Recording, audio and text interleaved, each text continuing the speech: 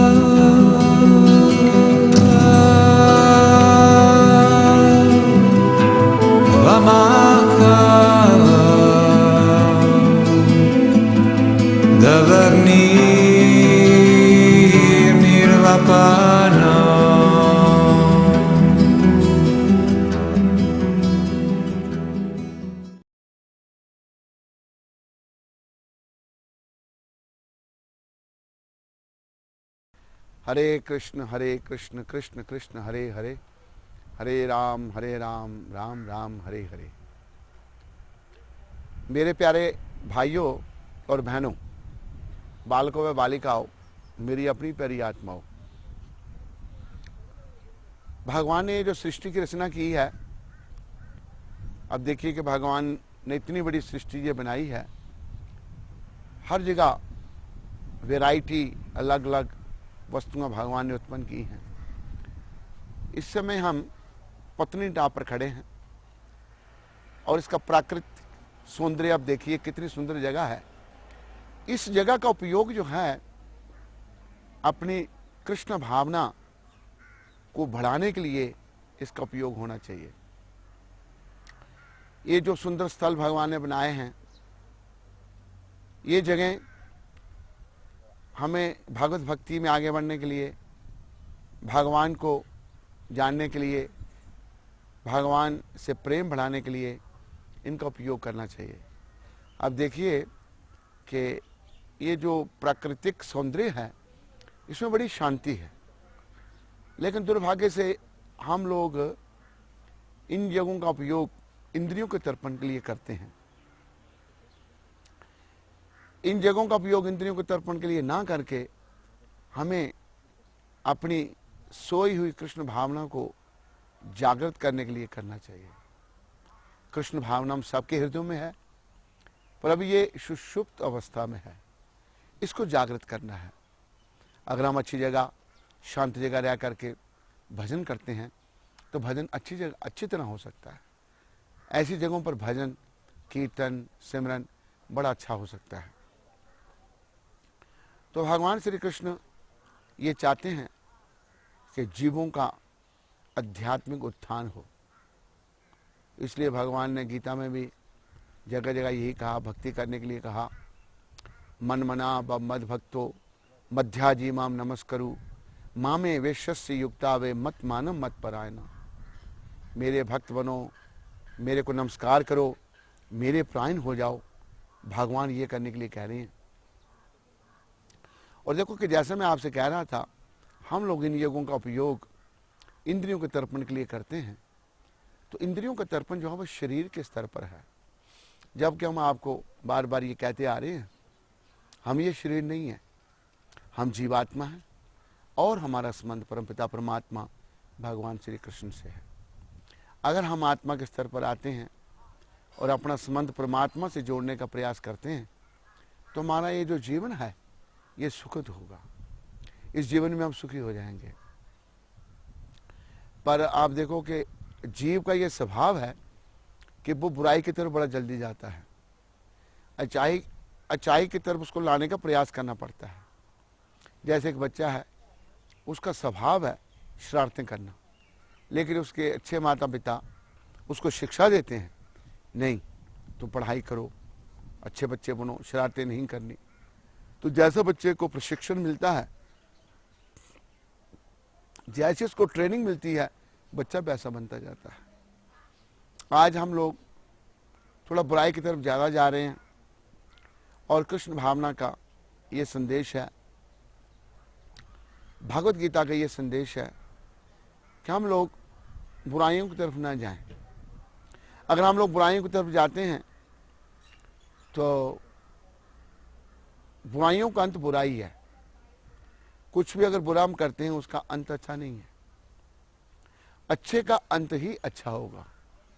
अंग्रेजी में एक कहावत है, all is well if and is well. सब अच्छा अगर अंत अच्छा है। तो अंत को अच्छा बनाने के लिए हमें वर्तमान को अच्छा बनाना पड़ेगा। तो मेरे प्यारे भाई और बहनों, मेरी अपनी प्यारी आत्माओं, हमारा अंत कैसे अच्छा बनेगा? हमारा अंत अगर हम अपने आप को भगवान की ओर मोड़ेंगे, कृष्ण की ओर मोड़ेंगे।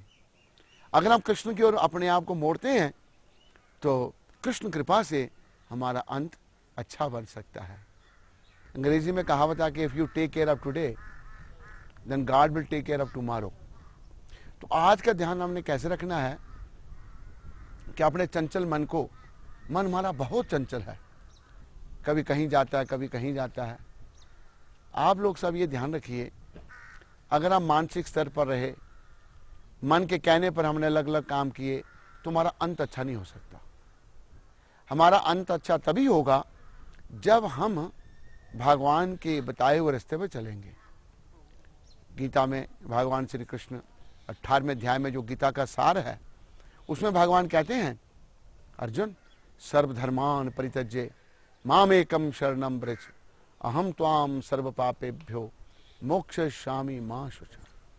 तो सब कुछ छोड़ करके, मैंने तुम्हें बहुत कुछ बताया, बहुत सारे धर्म बताए, अब सब कुछ छोड़ कर तो मेरी शरण में आ जा। अगर हम लोग कृष्ण की शरण में आ जाते हैं तो कृष्ण हमारा ध्यान करते हैं, कृष्ण हमारा मार्गदर्शन करेंगे, कृष्ण हमारा सुधार करेंगे। कृष्ण जानते हैं कि हमारे लिए क्या अच्छा है। हमारा मन नहीं जानता कि हमारे लिए क्या अच्छा है और क्या अच्छा नहीं है। मन भौतिक है, कृष्ण आध्यात्मिक है, परम शुद्ध है। तो थोड़ा इस मन पे आइए। मन के हारे हार है और मन के जीते जीत।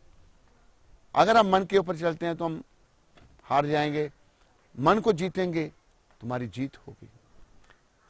तो एक मैं छोटी सी कथा आपको सुनाना चाहता हूं। एक बार एक भिखारी, गरीब आदमी, जंगल में गर्मियों के दिनों में बैठा हुआ है।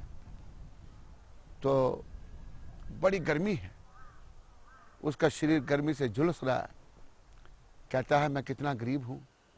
अमीर लोग जो हैं बाताउन कमलों में बैठे हुए हैं, कोई शरबत केवड़ा पी रहा है, शरबत गुलाब पी रहा है, मजा ले रहे हैं। मैं यहाँ गर्मी में झुलस रहा हूं और ऊपर से मेरी टांगें बेकार हो गई, मैं चल नहीं सकता। मैं भीख कैसे मांगूंगा, मैं भिक्षावृत्ति कैसे करूंगा? तो ये भिखारी भगवान से प्रार्थना करता है कि हे भगवान, आप मुझे कृपा करके मुझे एक सवारी के लिए घोड़ा दे दो। ऐसे जब प्रार्थना कर रहा था तो उस जंगल में एक सरकारी कर्मचारी आया। पहले जो सरकारी कर्मचारी हैं वो घोड़ियों पर जाया करते थे, तो पहले जीप पे कारें नहीं होती थी, तो सरकारी कर्मचारी की जो घोड़ी थी वो बच्चा देने वाली थी, जंगल में उसने बच्चा दे दिया। अब वो सरकारी कर्मचारी बड़ा ऑफिसर सोचता है मैं तो पैदल चल लूंगा, लेकिन इस बच्चे को कौन उठाएगा। तो जंगल का मामला है, उसने तो देखा तो भिखारी उसका बैठा हुआ दिखा। उस कहता है इधर आ। वो भागता हुआ उसके पास गया, कहता हाँ साहब। कह देखो ये मेरी घोड़ी ने बच्चा दिया है, चल नहीं सकता, अभी अभी पैदा हुआ है, इसको उठा के ले चलो। वो बेचारा डर के मारे, पहले डर होता था, देखो कहा कि भय बिन होत न प्रीत, बिना डर के प्रेम नहीं होता, डर भी होना चाहिए। आज हम बिल्कुल निडर हो गए हैं और दुनिया भर के उल्टे सीधे काम कर रहे हैं। डर भी कुछ होना चाहिए। अगर अभी हम नहीं डरेंगे तो अंत में हमें यमदूतों से डरना पड़ेगा, तो बड़ा कष्ट उठाना पड़ेगा। तो ये भिखारी बेचारा जिसकी टांगें खराब थी, उसने भगवान से प्रार्थना की थी कि मुझे घोड़ा सवारी के लिए दो, मैं चल नहीं सकता। तो अभी ये सरकारी कर्मचारी कहता है तो उस घोड़े के बच्चे को उठाओ। तो उसने डर के मारे बच्चे को कंधे पर उठा लिया और वो कहता है हे भगवान, मैंने तो आपसे प्रार्थना की थी कि आप मुझे घोड़ा सवारी के लिए दो। मुझे लगता है आपने मेरी प्रार्थना तो सुन ली, लेकिन आप उसका अर्थ नहीं समझे। मैंने कहा था घोड़ा मुझे सवारी के लिए दो, आपने घोड़े को मेरे पर सवार कर दिया। तो ये गति हम सबकी है। क्या गति है कि हम लोग जो हैं इस मन रूपी घोड़े पर हमको सवार होना चाहिए, लेकिन ये मन रूपी घोड़ा हमारे पर सवार हुआ है। ये मन रूपी घोड़ा हम पर कब तक सवार रहेगा? जब तक हम इसको विषय विकारों में लगा कर रखेंगे, भोग विलास में, काम और कामनाओं की पूर्ति में लगा के रखेंगे, तब तक ये मन रूपी घोड़ा हमारे पर सवार रहेगा।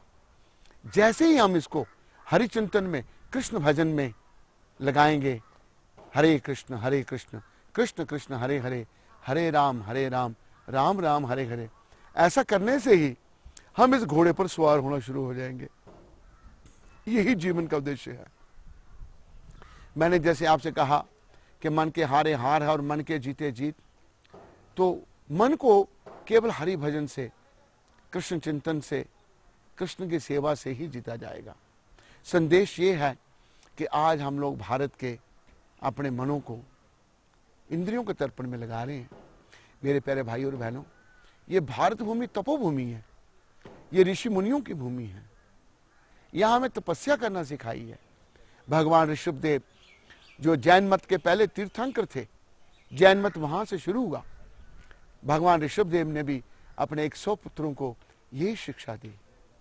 नायम देख देख भाजान न लोके, कष्टान काम हरते बिड़बुजा मुझे, तपो दिव्यम पुत्र का ये न सत्यम, शुद्ध ये समाज ब्रह्म सौख्यम तुमंतम।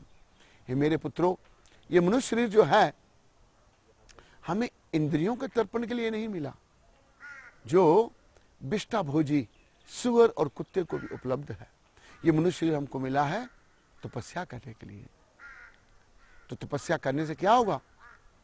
हम शुद्ध होंगे, हमारे मलिन मन शुद्ध होंगे। अगर हमारे मलिन मन शुद्ध हुए तो अंत समय में भी हम कृष्ण का चिंतन कर सकेंगे। तो मेरे प्यारे भाई और बहनों, अंत समय में कृष्ण का चिंतन करने के लिए अभी से हमने अपने मन को विषय विकारों से, बुराइयों से, काम और कामनाओं से हटा करके श्री कृष्ण की सेवा में लगाना है। अगर ये हमारा मन श्री कृष्ण की सेवा में लगता है तो फिर इसको अंत समय में भी कृष्ण का चिंतन हो सकेगा। तो कृष्ण भगवान कह रहे हैं, अंत काले च मामेवा स्मरण मुक्त्वा कलेवरम, या प्रयाति समद्भावम याति न सतयत्र संशया। अंत काल में जो मेरा स्मरण करके शरीर का त्याग करता है वो निश्चित रूप से मुझे प्राप्त करता है, इसमें कोई संशय नहीं है। तो मेरे प्यारे भाई और बहनों, मेरे प्यारे संसार के वासियों, अंत काल का सिमरन अभी के सिमरन से बनेगा। अगर अभी मैंने भगवान का सिमरन नहीं किया है तो अंत में भगवान का सिमरन नहीं कर सकूंगा। इसलिए हम सब लोग अभी कृष्ण चिंतन में लगे, कृष्ण का भजन करें। हरे कृष्ण कृष्ण कृष्ण हरे हरे, हरे राम राम राम हरे हरे। भगवान श्री कृष्ण गीता में कहे हैं, यम यम वापी स्मरण भावम त्याजते अंत कलेवरम तम तमे वेति कौंतेया सदा तद भाव भाविता। जो जिस भाव से शरीर का त्याग करता है वो उसी भाव को प्राप्त होता है। वो भाव अभी के भाव से ही बनेगा। देखो हम सब की गलती क्या है, ऐसा कहा है कि हम सबको अपनी गलतियां देखनी चाहिए। अगर हम अपनी गलतियां देखते हैं तो हमारा भविष्य उज्जवल बन सकता है। अगर हम अपनी गलतियां नहीं देखते तो हमारा भविष्य अंधकार में चला जाता है। तो हम गलती क्या करते हैं, वर्तमान को बिल्कुल बेकार कर देते हैं अपनी बुराइयों से, बुरे कर्मों से, तो हमारा भविष्य उज्जवल नहीं बनता। तो अंत का भाव जो है वो कैसे बनेगा? भगवान श्री कृष्ण कहते हैं जो जिस भाव से शरीर का त्याग करता है वो उसी भाव को प्राप्त होता है। तो अंतकाल का भाव कैसे बनेगा? अगर अभी हम अपने भाव को अच्छा बनाने का प्रयास करेंगे। अगर अभी हमारा भाव अच्छा हुआ तो अंत में भी भाव अच्छा होगा। अगर अभी हमारा भाव अच्छा नहीं है तो अंत में भी हमारा भाव अच्छा नहीं हो सकता। तो अभी जैसे महाराजा भरत का उदाहरण है। महाराजा भरत का उदाहरण जो है, महाराजा भरत इस संसार के राजा थे जिनके नाम से इस लोक का नाम भारतवर्ष पड़ा। तो महाराजा भरत अपनी सुंदर पत्नी, सुंदर बच्चे, संसार का रज सब छोड़ करके गंडकी नदी के किनारे चले गए। पुलहा आश्रम में चले गए और वहाँ पर 3 बार वो स्नान करते थे और भगवान का भजन करते थे और चिंतन करते थे। ऐसा करने से उनको समाधि की अवस्था प्राप्त हो गई।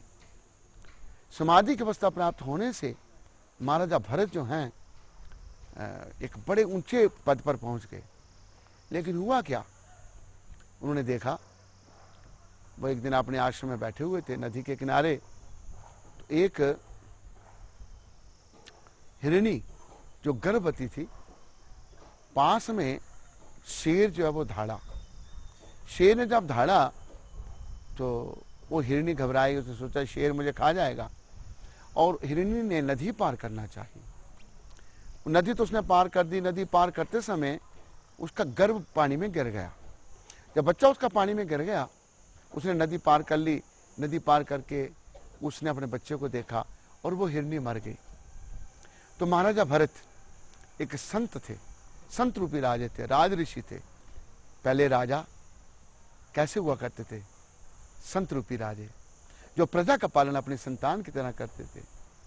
अभी जब समय आया, उन्होंने सब कुछ छोड़ दिया, अवकाश प्राप्त कर लिया और वन में अगले जन्म की तैयारी के लिए, प्रलोक की तैयारी के लिए वो चले गए। अभी क्या हुआ कि जब उन्होंने देखा हिरणी का बच्चा भी है, अनाथ रह गया, मां इसकी मर गई, उस बच्चे को उठा के ले आए। उसका पालन पोषण वो करने लगे। जब उसका वो पालन पोषण करने लगे तो जैसे वो बच्चा बढ़ने लगा, ऐसे ही बच्चे के साथ महाराजा भरत का भी मोह बढ़ने लगा। मोह बढ़ते बढ़ते इतना बढ़ गया कि बच्चे से उनका बड़ा ही मोह हो गया। तो अभी हिरण्य का बच्चा कहीं चला जाता, महाराजा भरत को चिंतन हो जाता उसी का, वो आया नहीं, क्या बात है, मैं उसका जितना ध्यान नहीं करता। कहा कि समुद्र की लहर और समय किसी का इंतजार नहीं करते। Time and tides wait for no one. अभी अंतिम समय निकट आ गया।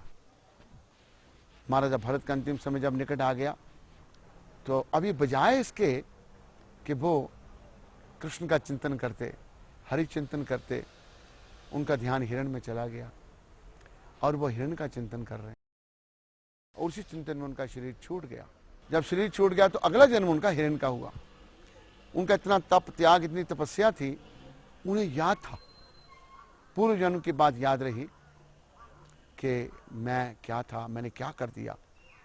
बड़ा पछताए वो, अपने आप को बड़ा कोसा कि मैंने एक हिरण का ध्यान कर लिया। तो अभी वो हिरण के शरीर में उसी आश्रम में आ गए, सूखे पत्ते खा करके उन्हें समय बिताया। और फिर जब हिरण का शरीर उन्होंने छोड़ा तो उनको एक ब्राह्मण के घर में जन्म मिला। तब उनका नाम जड़ भरत पड़ा। अभी वो जानबूझ करके गूंगे और बहरे बन गए, ना किसी से बोलते हैं ना कुछ सुनते हैं, सदा हरि भजन में हरि चिंतन में रहते हैं, क्योंकि जीवन का उद्देश्य जो है हरि भजन है, हरि चिंतन है। तो उनको बड़ा कष्ट देते लोग, बहुत कुछ कहते हैं उनको, बेकार का कुछ खाने के लिए दे देते, लेकिन महाराजा भरत कोई किसी की परवाह नहीं करते। उनका शरीर भी बड़ा रिष्ट पुष्ट था, क्योंकि सदा वो हरि के ध्यान में, प्रभु के भजन में वो रहते थे। एक दिन महाराजा राहुगुण के आदमी पालकी उठाने के लिए एक व्यक्ति को ढूंढ रहे थे, तो उनको वो जड़ भरत मिले। उन्होंने बोला कि बड़ा मोटा तगड़ा आदमी है, पकड़ कर ले गए और पालकी उठाने के लिए लगा दिया। महाराजा भरत जड़ भरत के रूप में उन्होंने पालकी उठा ली। जब पालकी उन्होंने उठा ली, अभी जब वो चल रहे हैं तो रास्ते में बहुत सारी चींटियां हैं। वो किसी चींटी को मारना नहीं चाहते, क्योंकि हमारे ग्रंथों में ऐसा कहा है कि एक आत्मा को एक शरीर में कुछ समय के लिए रहना है। अगर हम उसे मार देते हैं, हम उस आत्मा को बड़ा कष्ट देते हैं, उसको फिर से उस शरीर में आना पड़ेगा। तो महाराजा जड़ भरत जो हैं, महाराजा भरत के जो अवतार जड़ भरत, वो किसी चींटी को नहीं मारना चाहते, और उनका पांव कभी इधर पड़ता है कभी इधर पड़ता है। तो राहुगुण ऊपर बैठा हुआ है राजा, उसको बड़ा क्रोध आया। उसका कहता कौन है ये जो ठीक तरह से नहीं चल रहा। तो तीन जो पालकी उठाने वाले कहार थे, उन्होंने कहा महाराज ये हमने ये जो नया वाला जो है ये इधर उधर नाच रहा है, हम ठीक चल रहे हैं। अभी महाराजा भरत ने जो है जड़ भरत जी ने, राजा ने जब बड़े ऐसे उल्टे सीधे शब्द उनको कहे, उन्हें पहली बार मुंह खोला जीवन में, और ऐसी बात उन्होंने की, उनके मुखार बिंद से जब बातें निकली तो महाराजा राहुगुण की आंखें खुल गई।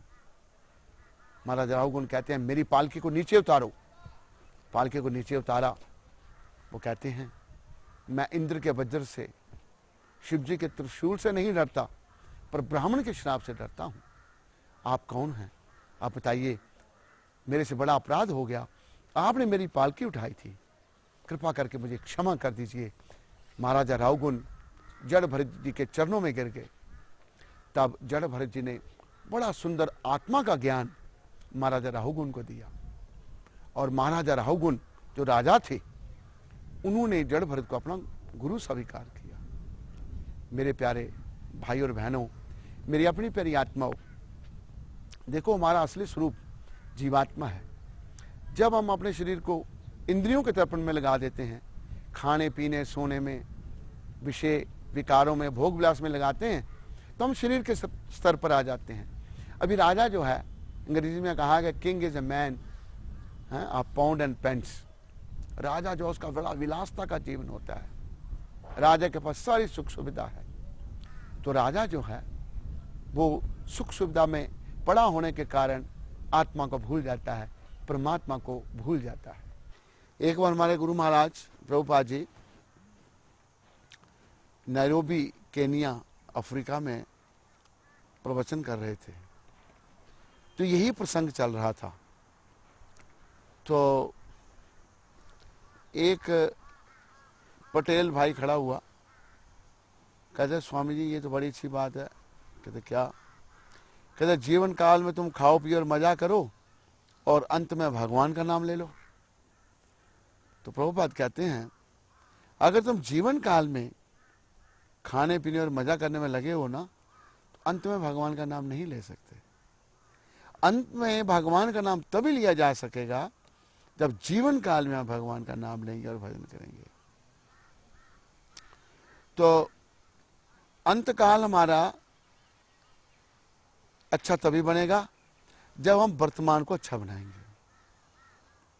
तो वर्तमान हमारा अच्छा तभी है जब हम बुराइयों से बचेंगे, जब हम शरीर के स्तर से ऊपर उठेंगे और आत्मा के स्तर पर आएंगे। और आत्मा का स्तर क्या है? आप एक बात का ध्यान रखिए सारे, कि आत्मा का इस शरीर से, इस संसार से, परिवार से कोई संबंध नहीं। आत्मा का संबंध परमात्मा से है। लेकिन आत्मा आज भौतिक जगत के संपर्क में होने के कारण, शरीर में होने के कारण अपने असली स्वरूप को भूल गई है। तो ये संदेश ये है भगवत गीता का, कृष्ण भावना का, कि हमारा असली स्वरूप जीवात्मा है और हम परमात्मा श्री कृष्ण के हैं।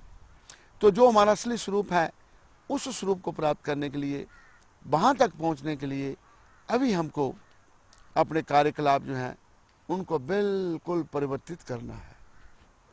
प्रहलाद महाराज का प्रसंग आता है भागवत में। प्रहलाद महाराज जब अपनी माँ के गर्भ में थे तो